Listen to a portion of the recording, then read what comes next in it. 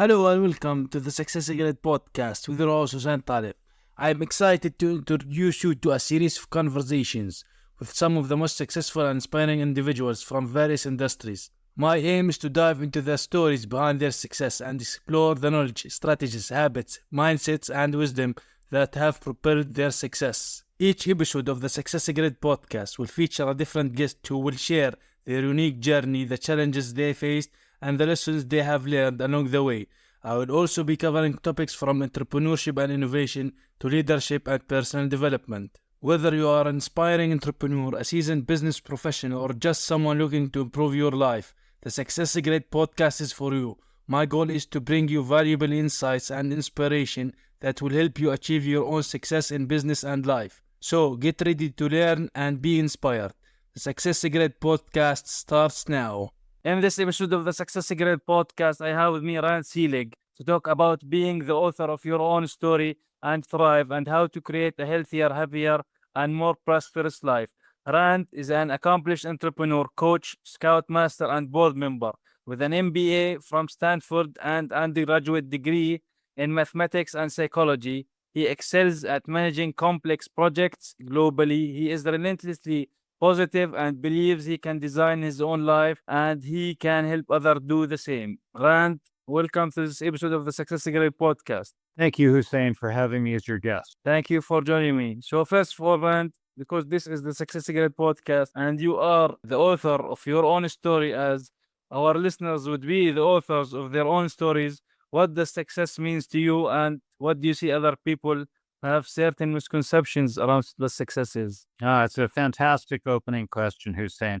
I think a lot of people around the world struggle with that concept of what does success mean. And I firmly believe that defining success should be a very personal thing.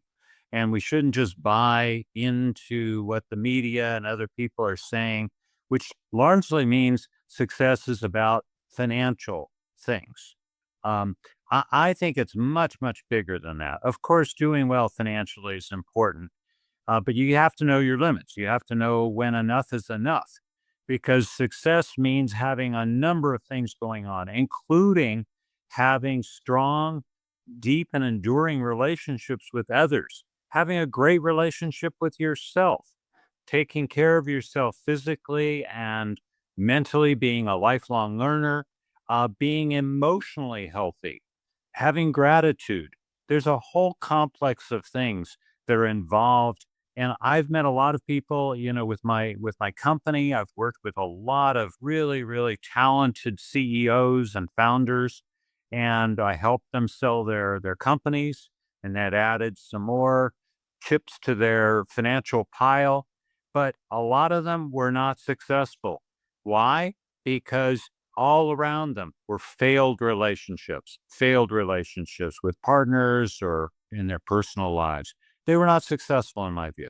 So do you think habits play a great role in us being successful and redefining what success is to us as humans? Well, yes, I agree with that habits are important, but before you create a habit, and especially when you're doing something important like defining what's important for in your life, you have to do some deep thinking of who you are, what you stand for, what you won't stand for, what your values are, what your aspirations are, what your talents are. There are many, many important questions. What kind of personality do you have? And from there, then you can say, I'm good at this. I'm strong at this. I'm going to move forward with continuing some good habits. And if you're not so strong in certain areas, but you'd like to be stronger, you got to work at that. Life is a process that benefits those people who are disciplined and willing to do the work. So you mentioned like discovering ourselves, basically see what we stand for, what we don't stand for, what we accept, what don't we accept. Do you think that people generally, when we are speaking to ourselves in the mirror, are we that honest with ourselves? Honesty. Well, of course, there's a range. Some people, one of the most powerful things we have in our lives is our ability to rationalize. And so you could look in that mirror and say, wow, I'm terrific. when in fact the history, your record is not so great. You've messed up. You've not achieved that much. You've maybe been a bad person in certain ways and hurt some people along the way, and you've made a lot of mistakes. That's all possible. We've all made mistakes and so on. So the question of honesty is something that is a quality of toughness.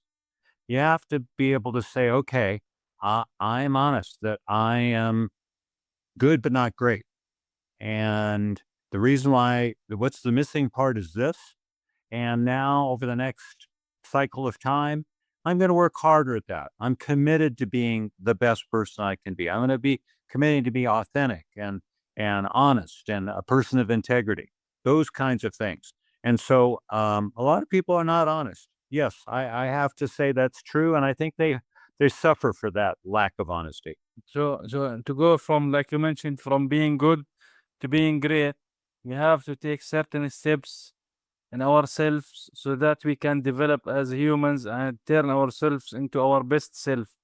Because eventually, but the issue is, like most of us, like you mentioned earlier, we generally go for, we want more money. We don't look at other aspects of life, being grateful or being have authenticity, being honest. These things that are actually human driven features that only humans can have. So how does that affect us to be the best versions of ourselves? And of course, being the best version of ourselves does not come in a 24 hour day. It's basically a process, right? Very much so. Very much so. Well, I think in my walk through life, I've met a lot of people who are very wealthy. This is, the world I live in, the investment banking world, a lot of very, very wealthy people. And that's allowed me to look closely at what they're about. And, the yardstick I use is my personal yardstick. And it could be different than the next person. It could be, and that's fine. I mean, that's what makes life interesting. But I have to say a lot of these very wealthy people just don't know when enough is enough. And they don't do a lot with the talent and the resources that they've accumulated over time. Again, my judgment. And for a lot of people who have a lot of talent, I mean, they've risen up, they've had some great experiences, they've had a lot of responsibilities. What are they doing with that besides accumulating more? Are they on boards? Are they volunteering? Are they mentoring? What are they doing out in the world to make not only the world better, but in turn they become better people too?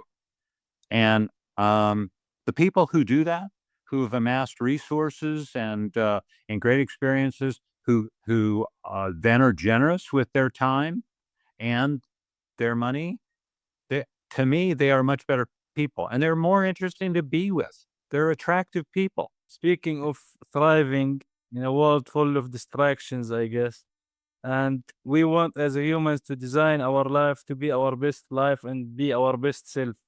Is there some kind of, let's say, maybe some kind of pointers or framework that each human should focus on and put these into paper and then try to implement them into action so they would know that they are progressing and having steps for it? Well, I absolutely have to say emphatically yes to that. This is actually the genesis of why I wrote my book, Thriving. I realize that people have a huge amount of power, a power to make choices in their lives, choices about how they spend their time and who they spend their time with, and even their feelings, choices about feelings.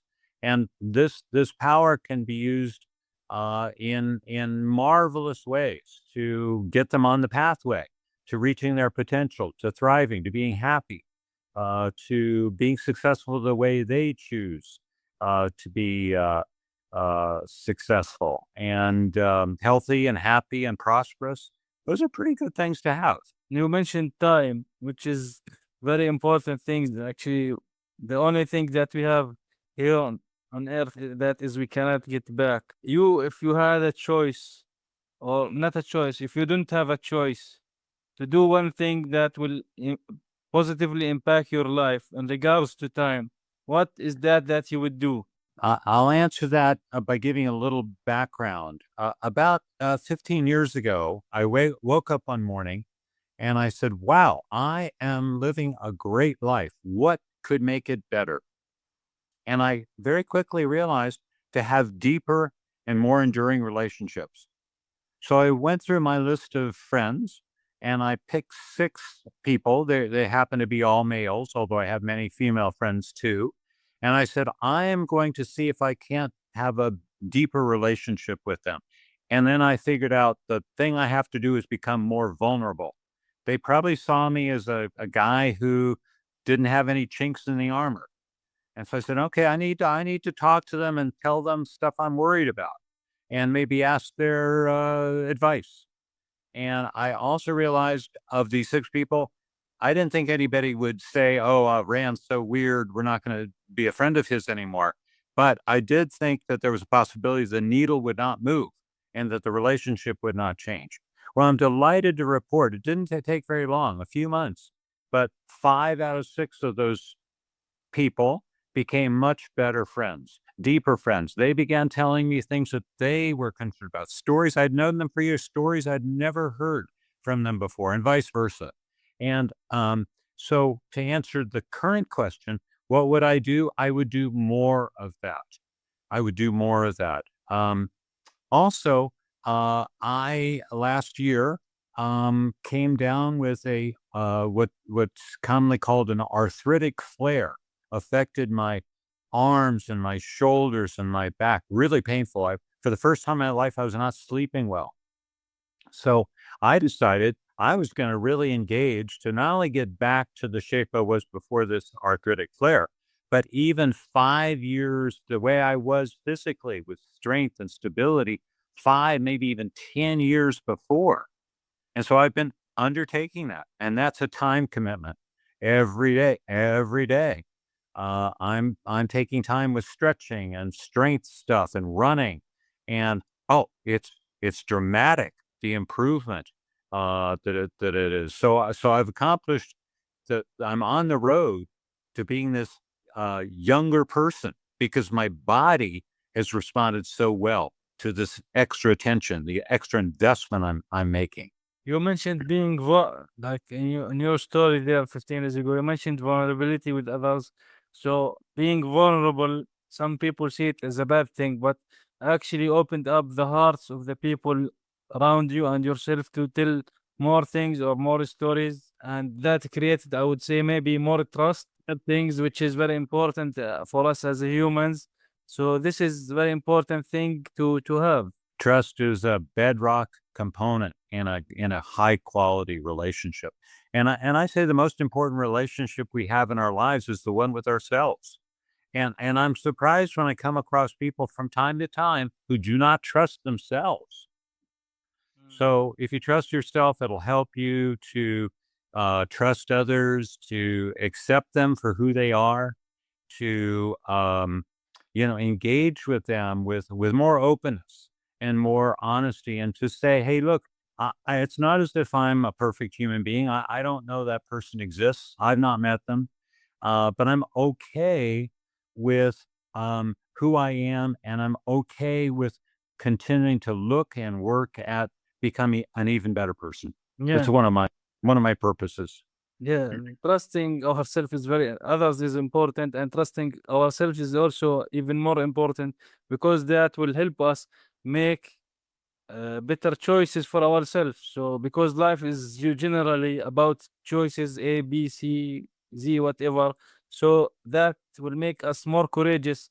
And I think the definition of a leader, and we should all be leaders of ourselves first, right? To have the courage and the trust in ourselves to make choices, and even if these choices were wrong, we make these choices. So that's very important. I'm so happy you brought up the concept of leadership. Leadership is something we do with ourselves, and it's something we do with others. There's 2 parts of that, and it's important also to distinguish between leadership and management. We use those terms interchangeably when in fact they're really very different things. Stephen Covey, the great Stephen Covey, wrote at one point, he said, management is operational efficiency in climbing the ladder to achievement. Leadership is making sure the ladder's on the right wall. And I think that's really important as we go back to your basic point.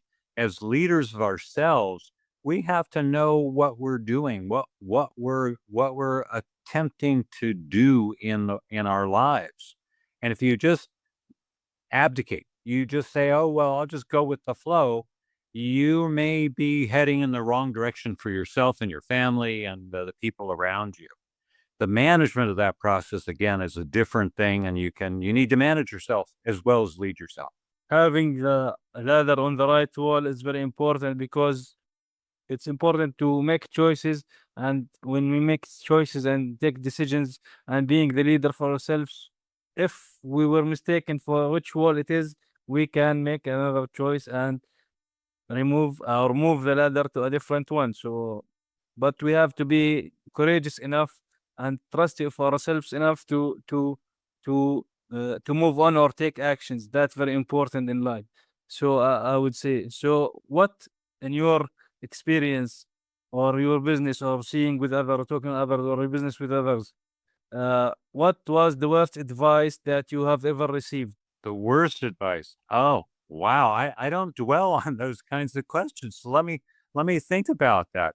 I think some of the worst advice is all in this category of you can't do X. I remember as a little kid, I was not very physically strong. And I remember coming home and my mother said, oh, don't worry about it. Just because you keep coming in last in these races at school, don't worry, you're just not a good runner. And I listened to that. I accepted that voice from my mother, who I respected and who I think was trying to help me. And for years after that, I said, well, I'm not a good runner. I won't even try really to run. Well, then, actually, in my early 30s, I started running and I became actually a very good runner. And I came home from a big run, about a 10-mile run. And I said to my wife, I'm an athlete. And I'd never thought about myself in that way before. When I was in college, getting a degree in mathematics, I was a tutor, and people would come in to the tutoring the math department and say within like a sentence or two, "I'm not good at math." So I would say to them, "Well, let's work on some problems together." And after a session or two, I'd say, "Well, why don't you try this one on your own?"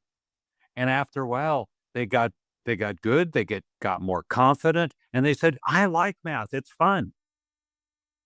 So I think these self-limiting voices that we hear, we need to take a look and say, maybe that's not who I am now, and I'm not going to listen to those voices anymore.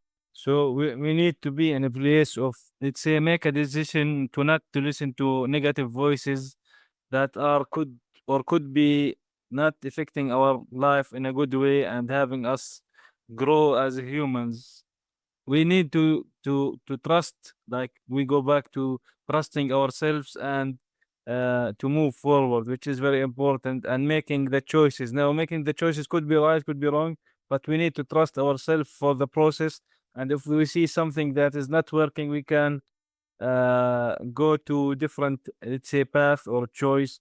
But we need to take control of uh, our own thing in order for us to have a thriving life and to have what we actually thrive to achieve in our business or life. So that's very important. So, Rand, is there something that is important that you would like to mention here that you think that we have missed talking about? Well, I think one more thing. There are many things we could continue to talk about, but I just want to encourage your listeners to take the time, slow things down, take the time to reflect. What's going on? What's going around on? What's going well? What's not going so well? Where are you happy? Where are you successful? Where are you achieving things and where not? And with that reflection, and maybe that means you're taking a walk by yourself. Maybe you're quietly out in nature. Wherever it works for you to do that self-reflection, it will pay big dividends. And then you can make more investment on what you discover about yourself. Yeah. This is the pathway. It's part of the early stage, the pathway of getting on the road to thriving. Yeah, definitely. We have to know who we are. We have to discover who we are before we actually try to discover other people and what they are and what they do and what are their intentions. It's important to focus in ourselves first and lead ourselves first. So, Rand, where can people learn more about you, get in touch with you, see your book, and get it? Well, thank you. My book, Thriving, is available, of course, at Amazon, but also at the independent bookstores. You can also go to my website, my book website, randselig.com, randselig.com. There's a lot of interesting information. There's if you give me your email address, you get quotes from my book, my favorite quotes by chapter. A lot of quotes in my book. I mentioned the Stephen Covey one. There are many others. And there are some podcasts. So I'll add yours, Hussein, when it becomes available, so people can listen to other conversations I've had on a variety of different topics from people really around the world. It's been a joy. Well, thank you very much, Rand Selig, for being with me on this episode of Success Great Podcast. You have an amazing perspective into things and life to thrive as humans, because we are here to help ourselves and thrive in our life, to also have an impact on others people's life. And we do that, first of all, impacting our own life first, and then we can move on to impacting others people's life. So thank you very much for joining me for this one of the Success Great Podcast. Thank you again, Hussein. It's been a pleasure.